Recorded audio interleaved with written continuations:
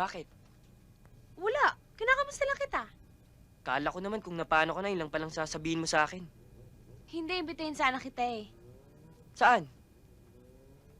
Mansala tayo sa Pera o Kaldero. Ano? Ayoko nga. Paul!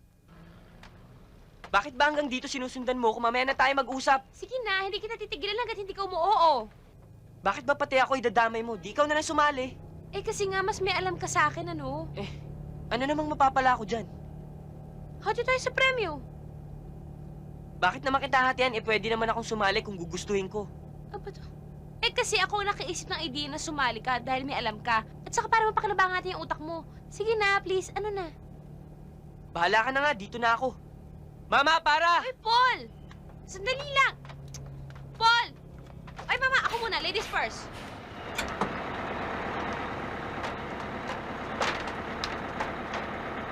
Taxi! Paul! Paul! Bye! Paul! Paul! Romeo, Romeo, wherefore art thou, Romeo? Deny thy father and refuse thy name. Or if thou wilt not, be but sworn, my love, and I will no longer be a Capulet. Well, many are familiar with the works of Shakespeare, like Romeo and Juliet and Hamlet. But even before this, he wrote several popular plays. Anyone who knows which plays? Yes, Paul. The first was Titus Andronicus, written sometime in 1588. Love's Labour's Lost in 1590. Henry VI in 1591. And in 1591, he also wrote The Comedy of Errors. Very good, Paul. Ma'am, excuse lang po ah. Okay. Sige. Halika nga dito. Well, Ano ka ba? Inistorbo mo klase ko eh. Ano na? Anong ano na? Saan tayo sa contest? Hindi!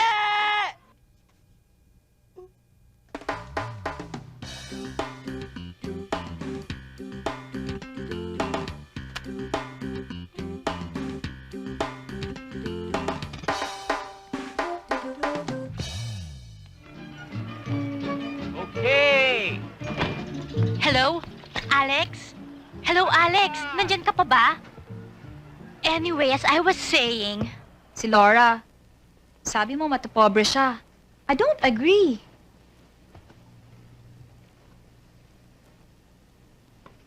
Sandali. Ano bang sinasabi mo? You and Laura have been best friends for such a long time, di ba? Ibang Laura ang nakita ko. Ibang-iba kesa sa dati. Hi! Oh. Alex! Hello? I hope you won't think I'm trespassing or anything. When she's not here, I fix her table. No. You don't have to explain. Akala ko lang kasi abutan ko pa asa ako dito eh.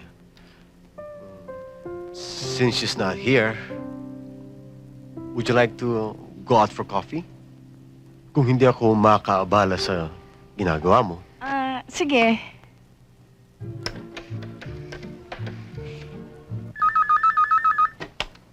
Hello? Hello, Alex!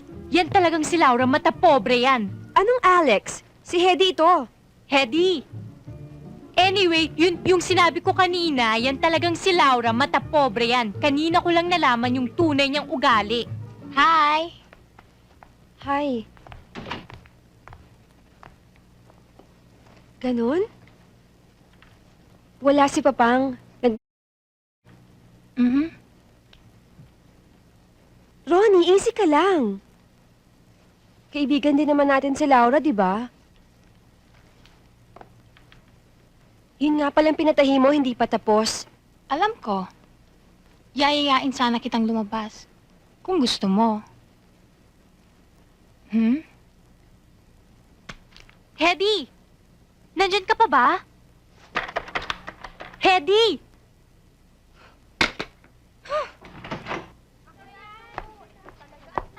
Hoy, tira niyo ako ha, tira niyo ako. Pengi naman! Penge. Wala na.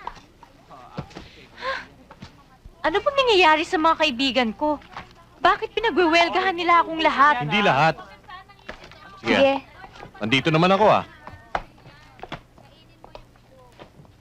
Oh, contact print siya nung huli nating trabaho. Ang gaganda naman ito. Pero, bago mo tignan yan, labas muna tayo. Akong taya. Dodi, kasi... Ate, Sige na. sige na. Ako na lang bahala dito.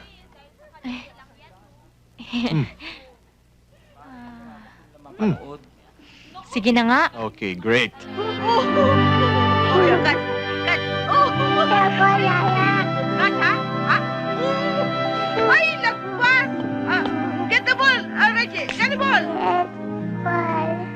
Hello, Reggie. Nakikilala mo pa ba ako? Teka! Naku, ano yan? Namimigay ho ako ng chocolate. Libre to. Promotion ng kumpanya namin. Gustong-gusto ho ito ng mga bata. Ano daw yon? Ha? Itong alam, may pinamimigay na chocolate. Pwede rin tong ipainom kay Pearlie. Aba, miss, ba't mo nalaman Pearl yung pangalan nito? Hindi ba pangalan niya yung nakaborda sa damit niya? Oo nga pala. Ang ganda ng pagkakaborda. Sinong gumawa? Mami niya? Naku, hindi. Ako lang. Wala namang hilig manahi si misis eh. Oo, ito. Masarap yan. Masustansya. Inom. Walang halong kemikal. Oh. Tikim lang, ha? Masisira ang pagkain, magbuubusin. Gustong-gusto niya naman pala eh. Oh, Reggie, anong sasabihin mo sa akin ngayon? Say thank you. Ayan, good boy. Ang talino naman pala eh. Oh, ito pa. Oh. Ito. Ay, andyan na pala si Mami.